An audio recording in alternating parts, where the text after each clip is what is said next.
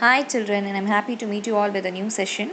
So today we are going to see memory poem in page number 19, Stopping by Woods on a Snowy Evening, which is written by Robert Frost. So who is the poet of this poem? Robert Frost. So before seeing the poem, let us learn about the poet. So take your page number 20. Okay. Robert Lee Frost is his full name, and he lived during the period 1874 to 1963. He was born in San Francisco, the United States of America. He was a poet, a teacher, and also a farmer. He won 2 Pulitzer Prizes for his poetry. Now, children, take your page number 19. So, when you take page number 19, you can see the poem. So, how many stanzas are there in the poem? 4 stanza. Each stanza has how many lines? 4 lines. Okay. So, shall we see one by one? So, children, you imagine during our vacation time, if you are moving somewhere, for example, if you are moving to Ooty or Kodaikanal, suddenly if we come across any beautiful place on the way, what we will do? We will spend some time there. Yes, we like to spend some time there. Similarly, here Robert Frost is also going for some work to some other place. So on his way, he came across beautiful woods, okay, during the winter time. Yes. So how he is traveling? He is traveling in his chariot. Can you see in that picture? Chariot means a two-wheel vehicle drawn by the horse. The other name for chariot is tonga. Okay. So likewise, when he is moving to some other place for some work, he came across the woods during winter time. So in this poem, he is trying to tell us his desire. Okay. So shall we see what is happening in this poem? Are you all ready? So children, shall we read? Put your finger. Okay, we will read together. Whose woods these are? I think I know. His house is in the village, though. He will not see me stopping here to watch his woods fill up with snow. See the explanation for the first stanza. The poet desires to watch the snowfall and spend some time in the woods. Desires means very good. Wish. What is woods? Very good, children. Woods is another form of forest. So the poet, he wished to watch the snowfall and spend some time in the woods. So he also imagined that the owner of the woods who lives in the village nearby would not object to his trespassing. What is trespassing, children? Okay, shall I tell what is trespassing? To enter someone's land or property without permission. Okay, trespassing means to enter someone's land or property without permission.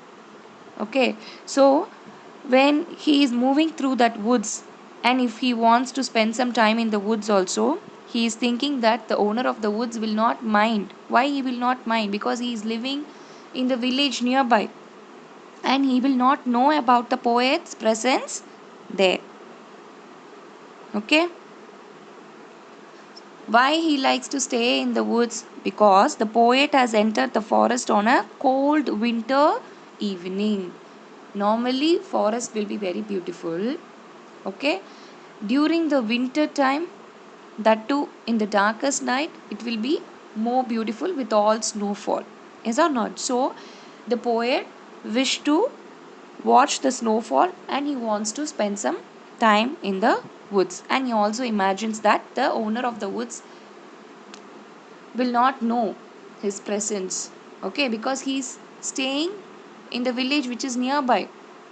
Okay, he will not know his presence. Shall we pass on to the second stanza? Yes, put your finger and read along with me. My little horse must think it queer to stop without a farmhouse near, between the woods and frozen lake, the darkest evening of the year. So, children, In the second stanza, the poet wishes to spend some time in the woods, and he also likes to experience the beauty of nature. The poet knows that there is no reason for him to stop in the woods at this time of day. Yet he wished to stop and experience the beauty of the snowfall that is happening in the woods.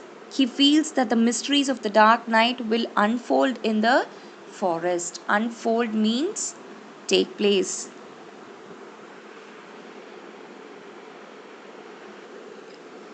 So, the third stanza. Put your finger. He gives his harness bells a shake to ask if there is some mistake. The only other sounds the sweep of easy wind and downy flake. Children, before going to the explanation of the third stanza, when you are in the silent place, you'll be able to hear even the uh, little sounds of the nature. Yes, the sound of the breeze, the sound of the birds. Yes, sometimes even when we are in school or when we are in home, before the rain, suddenly if there is a heavy wind, have you heard that hustle and bustle of the wind's sound? I know everyone would have experienced that, including me. Likewise, here in this stanza, the poet he wants to continue his time. He wants to spend some time in the forest and he wants to feel the nature. During that time, the poet's horse doesn't want him to stay there in the dark woods. So he is trying to convey his message through shaking his harness bells and reminding him. Okay, now shall we see the explanation of this third stanza? Children, you imagine along with your pet dog. Okay, if you are going somewhere, suddenly if you come across a beautiful place, okay, you like to spend some time there. Whereas your dog knows that it is a mysterious place. Okay, it is a mysterious place and he doesn't want you to stay there for long time. So he often reminds you that it's time to move on. Yes, it will pull your dress. How it will show its or how it will convey its message just by pulling your dress. So here also, when the author likes to stay there in the dark forest for some more time and to feel the nature, to observe the quiet environment of the woods where there is only the sound of the snow falling and of the light breeze sweeping through the trees. The horse doesn't want the poet to stop in the dark woods. So it shakes its harness bells to convey its message. Okay, it shakes its harness bells and reminds him that he has to move on. Harness means what? A leather strap and belt used to control the horse. So can you see in the picture?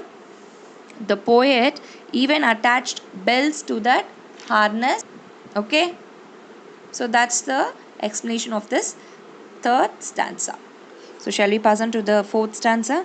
The woods are lovely, dark, and deep, but I have promises to keep, and miles to go before I sleep, and miles to go before I sleep. So, children, the explanation of the fourth stanza. The unknown lands of the forest are beautiful, dark, and deep. So, the poet knows that he has to simply move on, even though he likes to stay there for long time, even though he likes to admire the beauty of nature, he wants to move on. Why he wants to move on? Only then he can reach the place where he wants to go. He always knows that he has a long way to go before he can rest. Okay, so before resting, he wants to go a long way. One has to overcome the earnings for the beauty and serenity of unknown lands and continue on one's journey. So, through this line, the poet is trying to convey as in our life path also, there are so many. Uh, beauty that we long for. Okay, we have to overcome that. And there are even lot of silence of unknown lands where we can't stay there for a long time by admiring its beauty of silence. Okay, if we stop then and there by admiring the beauty and silence of the unknown lands, we cannot reach our destination in our life. Then that's the end of the poem. I want you all to read this four stanza, memorize it. Okay, learn well, write home test in front of your mother, ask your mother to correct, and send me a copy through WhatsApp.